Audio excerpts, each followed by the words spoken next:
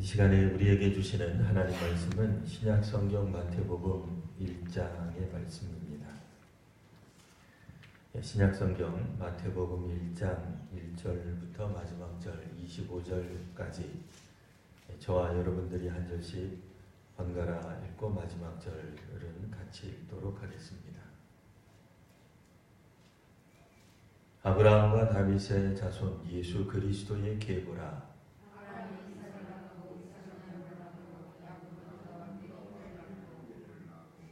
유다는 다말에게서 베레스와 세라를 낳고 베레스는 헤스론을 낳고 헤스론은 람을 낳고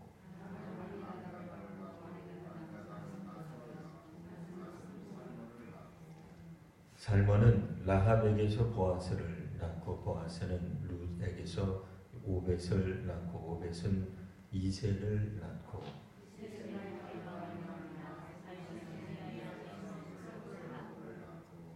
솔로몬은 르호보암을 낳고 르호보암은 아비야를 낳고 아비야는 아사를 낳고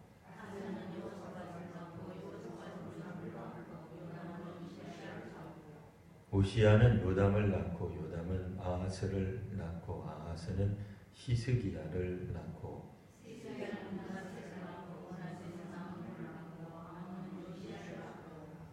바벨론으로 사로잡혀갈 때에 요시야는 여호냐와 그의 형제들을 낳으니라.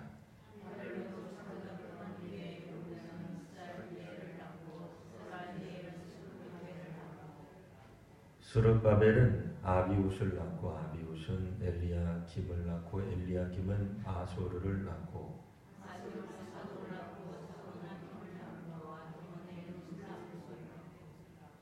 엘리웃은 엘르아사를 낳고 엘르아사는 마단을 낳고 마단은 야곱을 낳고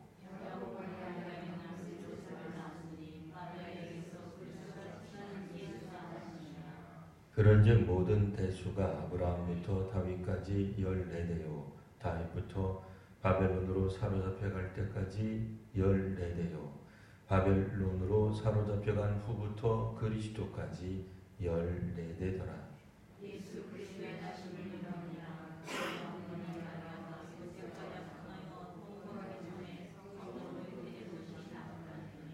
그의 남편 요셉은 의로운 사람이라 그를 드러내지 아니하고 가만히 끊고자 하여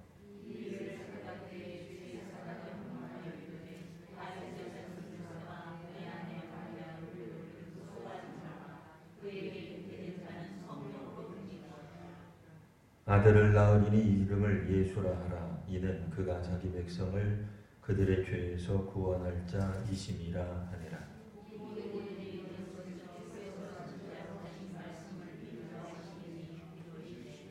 보라, 처녀가 잉태하여 아들을 낳을 것이요 그의 이름은 임마누엘이라 하리라 하셨으니 이를 번역한즉 하나님이 우리와 함께 계시다 함이라.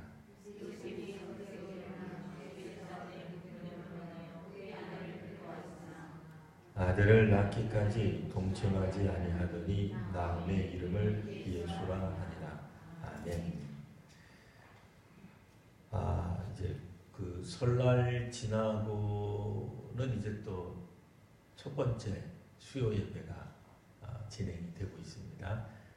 우리나라는 이제 새해가 2번 있기 때문에 1월달 수요 기도회를 꼭 못 나오셔서 아쉬웠던 분들은 오늘 이제 나오셔서 새롭게 시작하시면 됩니다. 오늘 말씀은 그래서 이제 그 복음서 중에서 첫 번째 복음서로 알려져 있는 마태복음을 이제 우리가 함께 한동안 읽어보려고 합니다.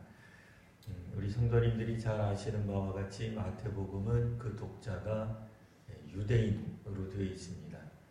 성경마다 좀 특징이 있는데요. 그러니까 복음서도 특징이 있습니다.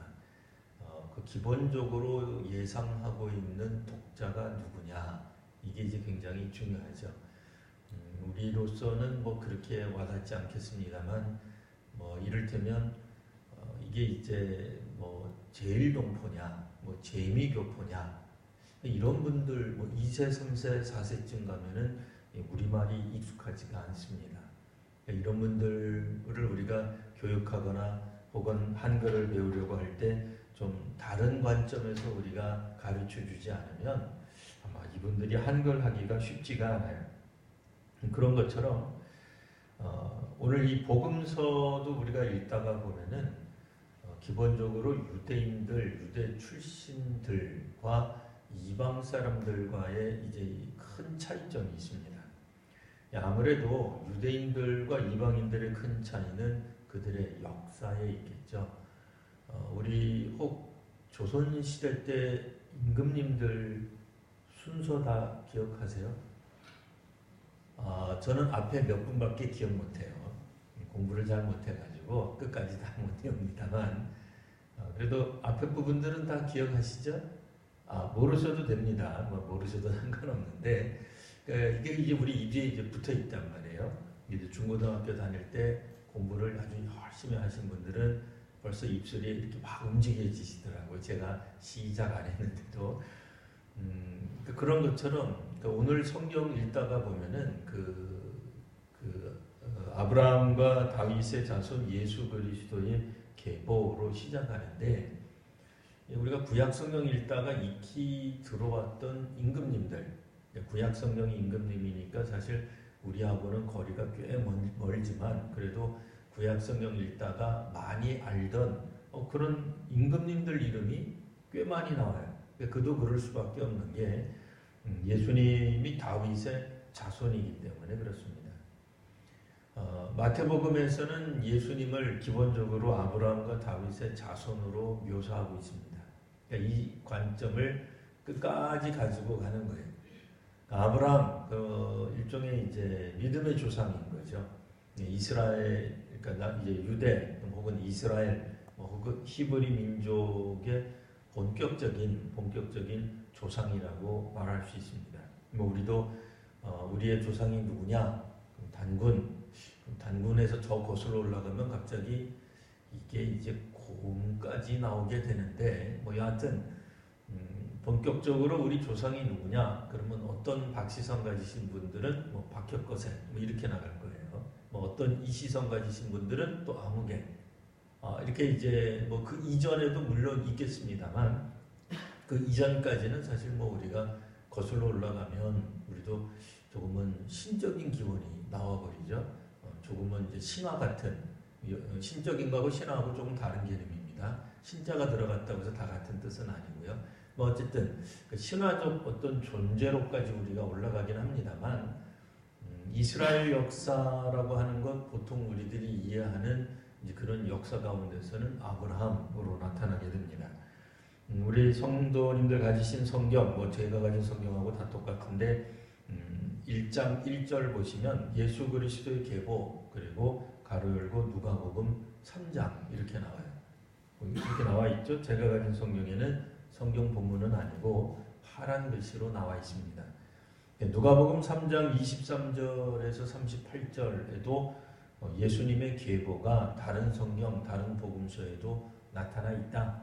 그런 얘기예요. 오늘 본문은 아니지만 그래도 지금 아니면 또 언제 읽어보겠습니까? 자, 누가복음을 한번 펼쳐보도록 하겠습니다. 마태, 마가, 누가복음 3장입니다.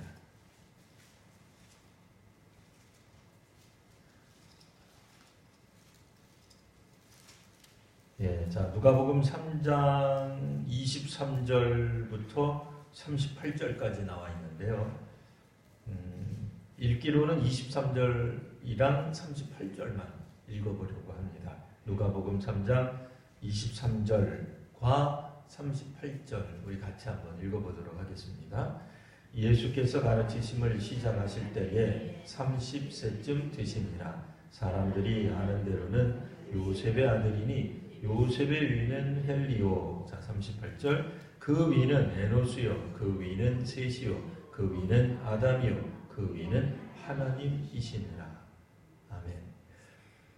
누가복음하고 이제 순서대로 하면 거의 같습니다. 마태복음 순서의 역순이라고 보시면 되겠습니다. 이렇게 한 구절 한 구절 쭉 따라가 보면은 약간 좀 차이가 아주 없는 게 아니에요.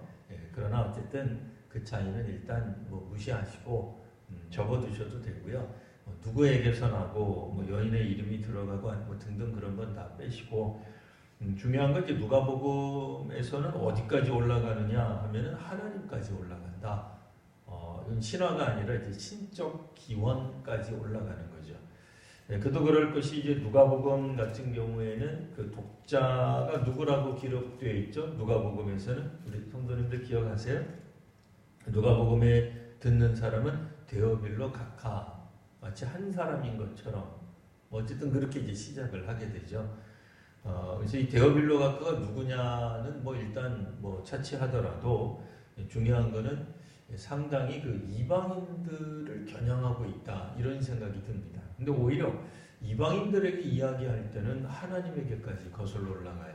물론 로마적 배경을 갖고 있는 이방인들 입장에서 보면 이거는 유대인들의 어떤 그런 종교, 유대인들의 신앙관에서 나오는 이야기인가 보다 하는 생각을 하게 하는 거죠.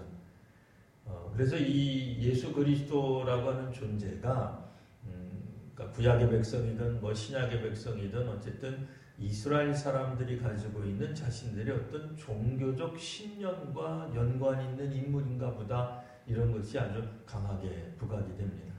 그도 그럴 것이 정치적 인물하고는 좀 거리를 둔 이제 이런 묘사라고 생각할 수 있겠는데 그와 반대로 혹은 그것과는 대조적으로 뭐 꼭 반대편은 아닙니다만 오늘 우리가 읽고 있는 마태복음에서는 아브라함부터 출발을 합니다. 그 위로는 굳이 올라가지 않는데 아마도 올라가지 않는 이유는 독자들의 주된 독자층들이 이스라엘 사람들이기 때문에 그럴 거예요. 뭐 더 이상 올라가지 않아도 당연히 아브라함의 위로 올라가면 하나님 한 분, 뭐 창조신앙을 당연히 유대인들은 가지고 있으니 굳이 설명할 이유도 없는 거죠.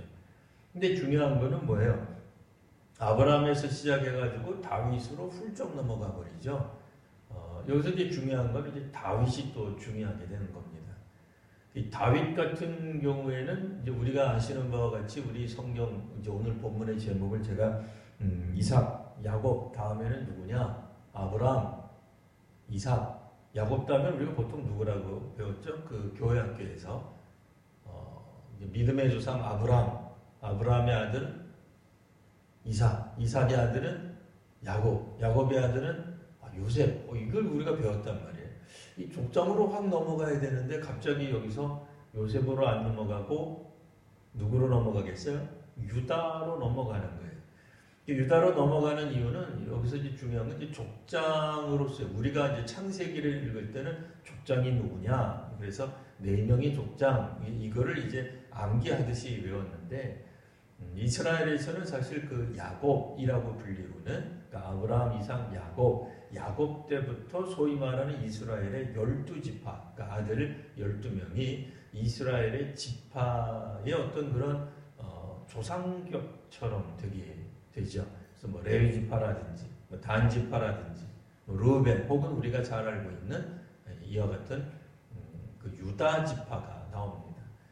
물론 이제 그 가장 어렸다고 알려져 있는 베냐민 가문에서도 왕이 나왔어요. 이스라엘 이 왕과 왕족을 살펴보면 최초의 왕으로서 사울이 나오기도 합니다만 그 이후로부터는 물론 이제 북이스라엘은 조금 다른 역사를 갖게 됩니다만 남유다 왕국 같은 경우에는 뭐 유다라는 이름, 유다 왕국이라는 이름이 갖고 있듯이 유다 지파, 이게 지파에서 나온, 그러니까 지파는 이제 사실은 사람 이름이었죠. 이 지파에서 나오는 그 왕족의 후손이다라고 하는 게 나오는 겁니다. 그럼 예수님이 뭘 말하고 싶은 거였어요? 예수님이 일종의 왕이시다라는 걸 이제 말하고 싶어 하는 거죠. 물론 왕이라 하더라도 이 왕 때문에 조금 혼돈이 생기기는 했죠. 예수님이 별세하시게 되는 이유 중에 하나가 유대인의 왕이다. 그래서 이 예수님을 예수님을 공격했던 사람들에게 좋은 빌미를 제공한 건 사실이지만 예수님이 가지고 있는 이 왕권, 왕으로서의 모습이 분명 다윗과는 조금 다른 그런 모습이면 틀림없습니다. 하지만 그럼에도 이 이스라엘 사람들이 가지고 있는 심중 중에 하나인 이 유다 지파의 후손으로서의 그 왕 되심에 관한 이야기가 분명히 아주 없는 건 아니에요. 그래서 이스라엘 사람들이 메시아를 그리스도를 기다릴 때에 소위 말하는 이 정치적 메시아가 반드시 다 잘못된 거냐? 꼭 그렇지만은 않아요. 유대인들이 생각에는 당연히 구약에 있던 선지자들이 예언했던 그리스도가 유다의 지파 중에 나올 거야. 유다의 후손 중에 나올 것이다 라고 하는 것을 당연히 떠올리고 있었기 때문에 그와 같은 어떤 해석들, 그러니까 정치적 메시아를 조금이라도 기대했던 것이 아주 잘못된 것은 아닙니다. 여하튼 그럼에도 왜 이 정치적 메시아가 필요하냐 하면 오늘 우리에게도 마찬가지죠. 한편으로는 강력한 군주, 왕으로서라기보다는 하나님의 왕권을 대신할 수 있는 그런 그런 왕으로서의 개념이 분명히 있습니다. 오늘 우리도 강력한 어떤 통치자들, 제대로 된 통치자를 원하고 있죠. 세상을 다스리던 우리나라만을 다스리던 어쨌든 제대로 된 어떤 통치자가 있어야만 전 세계가 평화롭다라는 생각을 하게 마련입니다. 여하튼 이스라엘 사람들이 기다리던 그 왕은 오늘 성경에도 나타나 있듯이 그 14대로 이렇게 끊어가기는 합니다만 바벨론 포로기 이후에도 어떤 임금님을 기다리고 있는 이미 그때는 로마라고 하는 대강대국이 있기 때문에 그렇게까지 이스라엘이 힘을 발휘할 수 없는 그러나 그럼에도 또 왕으로서 오시는 예수님을 이제 묘사하고 있는 겁니다. 마태복음에서는 다시 한번 1장 1절 보시면 아브라함, 신앙적 의미에서의 아브라함도 사실은 유대인으로 출발하진 않았죠. 지역적으로 말하면 이방인으로 출발하게 된 겁니다. 그도 나면서부터 이스라엘 땅 가나안 출신은 아니었거든요. 아브라함에서부터 이제 다윗의 자손 예수 그리스도의 계보, 또 그 다음에 이스라엘 사람들이 중요시 여기는 이 계보, 이 족보가 사실 굉장히 중요하죠. 아무에게서나 이와 같은 것을 기대하지 않습니다. 우리도 계보를 굉장히 중요하게 여기죠. 족보가 없으면 안 됩니다. 족보가 당연히 있어야 될 거죠. 그런 의미에서 오늘 우리도 어디로부터 그가 왔느냐 굉장히 중요하죠. 그리고 이 집안의 그 윗어른 누구누구를 쭉 이야기할 수 있는 게 사실 오늘날 우리들에게 있어서도 그의 지도력에 상당히 의미가 있습니다. 만일 우리 조상 중에 친일파가 있다. 그러면 얘기하기가 참 어렵겠죠. 혹은 친중파가 있다. 옛날 조선 혹은 그 이전 시대에 대국을 섬겼던 사람이 있다. 그러면 굉장히 힘들죠. 그러나 이제 만일 우리가 우리의 조상 중에는 독립운동하던 분이 있습니다. 혹은 옛날에 임진왜란 때 의병으로 나갔던 분의 후손입니다. 그럼 굉장히 자랑스러워하잖아요. 이 신앙에도 이와 같은 어떤 것들이 있습니다. 이스라엘 사람들이 중요시 여기는 바를 말해주고 있는 겁니다. 그래서 비록 지금은 어떻게 보면 몰락한 왕조라고 말할 수 있는 유다 가문에서부터 나온 나사렛 예수지만 그가 지금 우리가 볼 2000년 전에 볼 때는 볼품없어 보인다 할지라도 사실 그의 가문을 이렇게 더듬어 거슬러 올라가다가 보면 다윗에게까지 올라가는 것이다 라고 이제 항변하고 있는 겁니다. 그러니 그가 오늘날 우리들을 이끄시는 왕 같은 제사장이 되는 게 하등 이상할 것이 없다라고 하는 이야기를 해주고 있습니다. 그러면서도 2000년 전에 있었던 유대인들이 히브리어에 대한 감각이 조금 떨어졌던 것 같아요. 우리도 오랜 세월 동안 우리나라도 그렇게 오랜 세월은 아닙니다만 어쨌든 중국의 오랜 세월 영향을 받으니 우리도 한자 문화권이 되어 있죠. 그리고 일본에 어쨌든 강제 침략을 당한 그 몇십 년 동안 우리도 우리말이 조금 변형되는, 그래서 중국어도 상당히 들어와 있고 일본어 영향도 우리가 상당히 받고 있는 그런 어떤 언어들을 쓰고 있습니다. 또 실제로 한동안 우리나라에서도 한자 가르치는 걸 뭐 왜 그렇게 그 좀 불안하게 혹은 그걸 아주 부정적으로 봤던 그런 교육부 분들이 있었어요. 그래서 우리 성도님들이나 저 같은 경우에는 한자를 무지하게 배웠던 편이죠. 아니신 분도 계시나요? 어쨌든 뭐 학교가 다 달랐으니까 뭐 저랑 같은 고등학교 나오신 게 아니니까 뭐 다 달랐겠습니다만 뭐 천자문 자체를 놓고 아예 배우기도 했단 말이에요. 그러니까 안 배우신 분들도 있는 것 같아요. 어쨌든 근데 우리 후배들 중에 어떤 세대는 아예 한자를 안 배운 세대도 있어요. 그래서 한자를 읽는 건 아니 쓰는 거는 고사가 읽지도 못하더라고요. 한자어로 되어 있으면 그걸 이해를 못하더라고요. 뭐 그런 세대도 있습니다. 그럼 어떻게 해야 돼요? 뭐 한자어에 대한 설명을 해주지 않으면 이해를 잘 못하는 이제 그런 경우가 생기는 거죠. 우리도 어쨌든 뭐 한자 문화권에서 태어나고 또 살아왔기 때문에 우리말 가운데 일본어보다는 사실은 한자 영향이 굉장히 많습니다. 뭐 원ton 원치 않던 한자어를 모르면 이게 무슨 말인지를 모르는 우리말인데 잘 모르는 것들이 있죠. 그래서 설명을 해줘야 되는 것처럼 그러니까 이 히브리어를 모르는 유대인들이 상당히 있었습니다. 그도 그럴 것이 바벨론 포로로 끌려가고 난 다음에 이스라엘 사람들이 그들의 본래 언어였던 히브리어를 잘 사용하지 않게 되죠. 우리랑 비슷한 역사를 이제 갖게 되는 겁니다. 그래서 뭐 예전에 우리도 뭐 공부 좀 했다 그러면 다 한문을 쓴 거예요. 한자어를 썼죠. 그러니까 중국어를 쓴 겁니다, 사실은.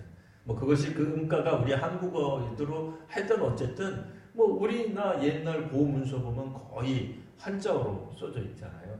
심지어는 성경도 국학문 혼용체 예전에 그런 거 가지고 우리가 성경을 읽었었죠. 아니신 분들도 계신 것 같아요. 근데 제가 어렸을 때는 국학문자 이렇게 저도 한자 잘 모르지만 뭐 그걸 이제 사용해야만 했었다 이제 그런 얘기입니다. 근데 지금은 이제 그렇게 하면은 뭐 거의 못 읽습니다. 쉽지 않죠. 그러니까 성경에 읽다가 보면 분명히 유대인들을 대상으로 기록되어 있으면서도 고대 히브리어가 나오면 여기도 설명해 주는 게 나와요. 이게 어디 나오죠? 오늘 성경 읽다가 보시면 23절 보시면 자 그의 이름은 임마누엘이라 하리라. 우리 한국어 성경은 임마누엘을 이렇게 좀 각지게 탁 이렇게 해놨어요. 근데 얼마나 이렇게 보기가 좋습니까? 근데 이제 원래 성경은 이렇게 각지게 써있지 않습니다. 그냥 그대로 써져 있습니다. 자, 이렇게 되어 있으니 이게 이제 원래는 헬라어로 쓰여져 있단 말이에요. 원래 이 신약 성경은 헬라어로 기록되어 있는데 헬라어로도 그냥 임마누엘 이렇게 이제 쓰여져 있어요. 근데 원래 이 임마누엘이라는 말은 이게 원래가 헬라어로 우리는 한국어로 되어 있지만 그러니까 원래 성경은 헬라어로 기록돼, 그러니까 옛날 그리스 말로 기록이 되어 있거든요. 그리스 말로 기록이 되어 있지만 실제로는 이게 고대 히브리어다라고 설명을 해주고 있는 거예요. 왜냐하면 몰라서라기보다는 익히 잘 알고 유대인들도 잘 알 수 있는 말이지만 한 번 더 강조해 주기 위해서 이렇게 표현을 하고 있다라고 볼 수 있습니다. 그러니까 이제 그 우리로 말하면은 조금 어려운 한자어가 갑자기 튀어나왔다든지 아니면 우리 순수 말인데 요즘은 거의 쓰지 않는 뭐 우리 한국어인데 거의 쓰지 않는 옛날 말 같은 게 나오면 우리가 잘 못 알아듣잖아요. 그러면 이제 이걸 막 설명을 해줘야 되는 거예요. 뭐 미리네 그럼 이게 도대체 뭔 소리요? 뭐 무슨 말? 외국어 한 게 아니라 우리말 한 거잖아요. 예. 뭐 우리 다 아시는 뭐 신압으로 뭐 우리말 한 거지 제가 뭐 일본어 한 거 아니란 말이에요. 근데 이게 무슨 뜻인지 모르기 때문에 우리말인데도 우리가 설명을 해줘야 돼. 이건 이제 제가 우리말이라고 분명히 말씀드렸고 여기서는 이제 임마누엘은 원래가 이제 히브리인들이 사용했던 표현인데 잘 모르니까 설명해주는. 우리가 이제 이 목사님 이거 분명히 유대인들을 위해서 기록됐다 그러는데 유대인들이 이거를 모를 수도 있죠. 왜냐면 너무 오랜 세월 동안 이들이 히브리어를 잘 사용을 안 했기 때문에 그렇습니다. 그러니까 좀 이상하긴 합니다만 이스라엘 사람들 가운데서도 고대 히브리어, 뭐 지금도 뭐 옛날 히브리어니까 고대라고 이제 쓰는 말입니다만 현대 히브리어하고 다르기 때문에 그래요. 그러니까 오늘날 이스라엘 사람들도 현대 히브리어를 현대 이스라엘 말을 당연히 쓰죠. 우리도 우리 한국어를 쓰듯이. 그러니까 뭐 세종대왕님 때 쓰던 한국어하고 다른 거죠. 조금 완전히 틀린 건 아니지만 아마 우리도 조선시대 사람이랑 지금 갑자기 만나서 대화하라 그러면 대화가 잘 안 될 수도 있을 거예요. 이 고대 히브리어를 잘 모르는 유대인들이 있기 때문에 이제 이렇게 설명을 해주고 있고, 예수님이 활동하던 그 시대에도 고대 히브리어를 아는 사람들은 소위 말하는 학자들입니다. 그러니까 고전을 사용할 줄 아는 학자들이 있는 거죠. 그러니까 그들이 이제 대표적인 인물들이 바로 바리새파 사람들, 혹은 랍비들, 뭐 이런 사람들이 되는 겁니다. 그들의 언어지만 그래도 이거는 이제 그러니까 성경이고 구약 성경이 그때도 있었습니다. 아주 없었던 게 아니에요. 하지만 그 구약 성경을 자유롭게 읽을 수 있는 사람들이 많지 않았습니다. 우리가 생각하면 좀 이상하죠. 우리는 왜냐면 한국어로 된 성경을 읽으니까 그럴 리가 있겠는가 이렇게 생각하지만 뭐 우리 아시는 바와 같이 중세도 거의 말기쯤 가서 뭐 근대에 와서야 소위 말하는 우리가 알고 있는 인쇄술이 발달이 됩니다. 그러니까 우리가 생각하는 것처럼 예수님 시대 2000년 전에는 이런 성경들이 당연히 없었어요. 이런 성경은 있을 수가 없죠. 종이, 뭐 파피루스 있긴 있어요. 아주 없는 건 아닙니다만 뭐 양피지에다 쓴다든지 뭐 우리 아저씨 뭐 갑골 문자에 쓴다든지 뭐 그렇게 썼지. 우리가 2000년 그러니까 굉장히 가까운 것 같이 어떨 때 느껴져요. 왜냐면 항상 뭐 신약 성경 읽고 구약 성경 읽으니까 2000년이 그다지 멀지 않은 것처럼 느끼는데 굉장히 먼 얘기입니다. 한참 전 얘기예요. 상상이 잘 안 되는 시대에 관한 얘기거든요. 그러니까 불과 수십 년, 뭐 5, 60년 혹은 100년만 우리도 우리말을 사용 안 하게 되면 우리 한국어를 우리가 읽을 수 없을 수도 있어요. 그런 것처럼 고대 사회에 뭐 수백 년 동안이나 히브리어를 사용하지 않는 그런 환경 속에서 살게 된다 그러면 당연히 이게 쉽지 않은 겁니다. 그런 의미에서 마태복음은 어떤 의미에서는 오늘날 우리들이 제가 설교 첫 마디에 나왔던 것처럼 제일교포, 제일동포 혹은 재미교포들이 2세, 3세가 될 때 겪는 마치 그 2세, 3세 교육의 문제와 비슷한 그런 경우가 나타나게 되는 거예요. 예, 오늘날도 우리가 이제 일본은 그래도 뭐 4세, 꼭 그런 건 아닙니다만 4세대가 되어도 이민 혹은 뭐 강제징용이 됐든 뭐가 됐든 어쨌든 제일교포 4세쯤 되더라도 한국어를 사실 많이 잃어요. 그러니까 기억을 못합니다. 잘 못하는지만 그래도 일본에 있는 한국분들은 하시는 편이에요. 근데 이게 이제 미국을 험담하는 게 아니에요. 그러니까 뭐 미국이나 다른 나라에 이제 이 3세, 4세쯤 되면은 한국어를 거의 잘 몰라요. 잘 안 써요. 안 쓰는 이유가 뭐겠어요?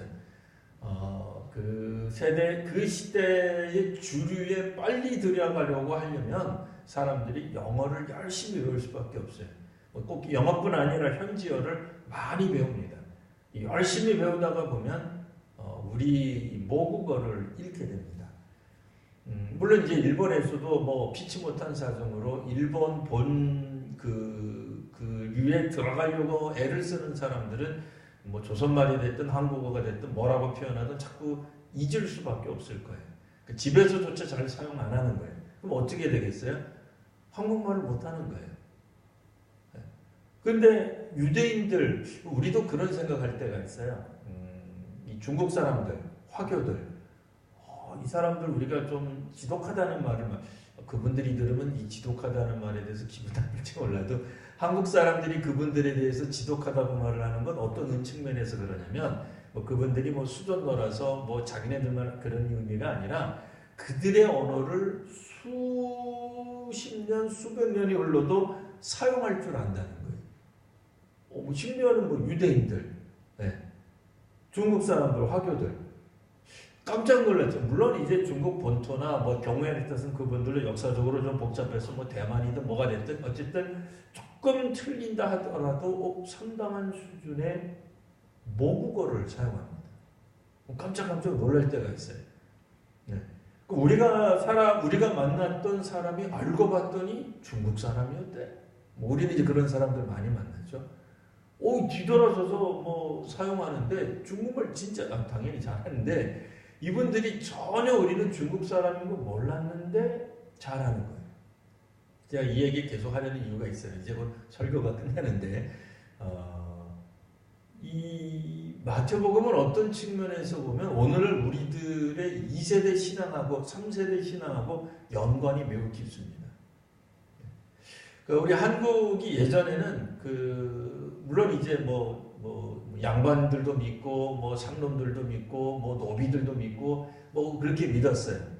이건 뭐 개화기 초기 때 뭐 조선 말기로 표현하든 개화기 말기로 하든 뭐 학자들마다 뭐 표현하는 게 다 틀리는데 역사 뭐 어떻게 표현을 하든 그때 우리 기독교가 들어와서 기독교를 이렇게 받아들일 때에 뭐 이제 남녀노소를 막론하고 누구든 뭐 보편적으로 그러나 이렇게 어쨌든 받아들였다고 한다면 60년대 70년대에 와서는 어른들도 믿었지만 상당수 자녀들이 믿었어요. 우리는 어린아이들이 믿었어요. 그 어린아이들이 사실은 곧 우리들이에요. 그때 교회를 다녔던 사람들, 그렇잖아요. 60년대, 70년대 복음을 받아들이고 동네에서 어쨌든 여름 성경학교 한다 그래가지고 뭐 어떻게 저렇게 해가지고 교회를 가서 믿어서 우리 세대 때 우리의 부모님들을 전도한 세대가 있어요. 근데 오늘날에는 이게 이제 우리가 항존직이 되기도 하고 뭐 목사가 되기도 하고 선교사가 되기도 하는데 문제는 뭐예요? 우리의 자녀들이 어느덧 교회에서 보이지 않는 시대가 되어버렸어요. 그러니까 성도님들의 자녀들이 더 이상 교회에서 보기가 어려운 거예요. 우리 때는 어린아이들이 어른들을 전도했는데 지금은 예수 믿는 부모들이 자녀를 전도를 못해요. 신앙을 교육을 못해요. 그러니까 이민간 1세대는 어쨌든 뭐 한국말밖에 할 줄 몰라요. 우리는 정말 엄청나게 힘들게 현지어를 배우는데 거기에서 태어난 아이들이 우리가 쓰는 현지어를 보면 정말 형편없다고 생각할 거예요. 정말 현지어 못해요, 우리는. 아니, 우리는 잘한다고 생각하고 한국에서 손님들 오면 막 통역도 해주고 그러는데 엄청나게 못해요. 우리의 다음 세대들이 들을 때는 저거는 초등학교 수준의 언어다 이렇게 생각할 거예요. 우리는 굉장히 잘, 우리 20년, 30년 됐다고 잘한다고 하는데 우리 아이들은 10년밖에 안 되고 뭐 15년밖에 안 되는데 상당한 언어를 구사할 거예요. 뭐 여하튼 근데 우리 아이들을 우리가 억지로 한국어를 안 가르치기 시작하면 애들이 한국어를 안 배워요. 안 하게 돼요. 왜냐면 우리도 빨리 현지어를 배우고 싶어서 현지어를 자꾸 가르치다 보면 현지에서 어떻게 적응하고 살아남을까를 고민하게 돼요. 그러면서 집에서조차 한국어를 안 사용하게 되면 아이들이 한국어를 정말로 모국어를 잃어버려요. 예전에는 너무나 쉽게 강조했던 가정예배, 하다못해 아이들이 자는 머리맡에서 기도해주기. 어떻게 보면 구태의연하고 신앙 가운데 그게 무슨 의미가 있을까 생각하지만 한국교회가 점점 그런 것들이 사라져버렸습니다. 어느덧 우리의 자녀들을 이제는 우리가 교회에서 볼 수가 없어요. 그러니까 그리스도인들이 전도 안 하는 거는 고사하려고 우리의 자녀들만이라도 교회 좀 출석했으면 좋겠는데 그게 잘 안 되는 거예요. 그러니까 물론 아이들이 장성했기 때문에 아이들이 미국 가서 신앙생활을 할 수도 있고 부산 가서 신앙생활을 할 수도 있어요.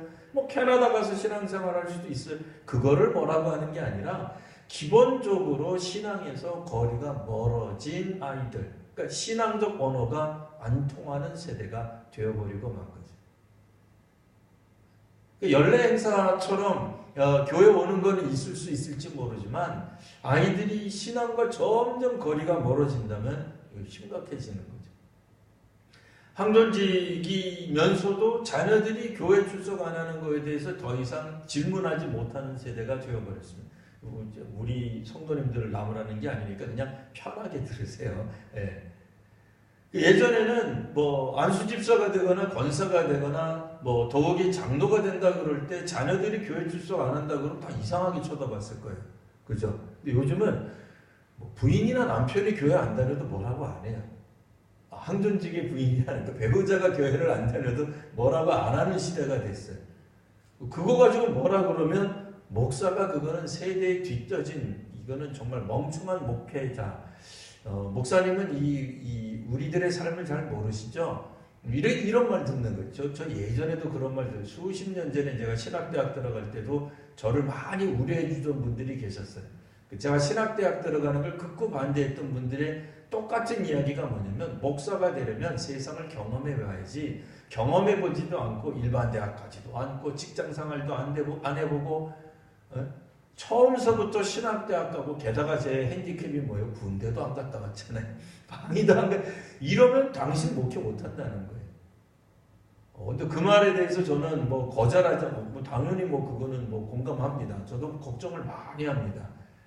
제가 저 직장 생활도 안 해보고 세상도 경험 안 해보고 남들처럼 그런 경험도 안 해보고 과연 목회를 할 수 있을까 걱정이 되는 건 사실이에요. 지금도 여전히 제가 갖고 있는 핸디캡을 제가 많이 알고 있습니다만 중요한 거는 제 얘기가 아니라 점점 세상에서 우리들이 세상에 적응하는 데는 성공했을지 몰라요. 세상에서 잘 살고 부유해지고 좋은 대학 가고 좋은 직장 가고 우리가 원하는 아이들의 삶이 이루어진 것 같긴 한데 과연 우리의 한국교회의 다음 세대는 어떻게 되는 것인가 하는 생각을 해보지 않을 수가 없는 거죠. 오늘 이 성경을 읽다가 마태복음 분명히 유대인들을 향해서 기록됐다 그러는데 놀랍게도 유대인들의 언어인 히브리어를 설명해 주는 것 이상하다고 생각해 본 적 없으십니까? 우리도 아는데 그잖아요. 우리 이스라엘 한 번도 안 가본 우리도 임마누엘이 무슨 뜻인지를 아는데 뭐 쓸 줄은 몰라도 뭐 히브리어로 우리가 임마누엘이라고 쓸 줄 모르고 당시 시대 언어에는 뭐 헬라어로 우리가 임마누엘이라고 쓸 줄 모르죠. 하지만 임마누엘은 우리 알잖아요. 근데 어떻게 된 게 마태복음이 유대인들을 향해서 유대인들 주된 독자가 유대인들이라 그러는데 유대인들을 위한 성경에서 임마누엘이라는 게 하나님과 우리와 함께 하시다는 뜻이랍니다. 라고 설명해 주다니 이게 도대체 무슨 일인가? 도대체 무슨 일이 있었던 건가? 하는 생각이 들어야 됩니다.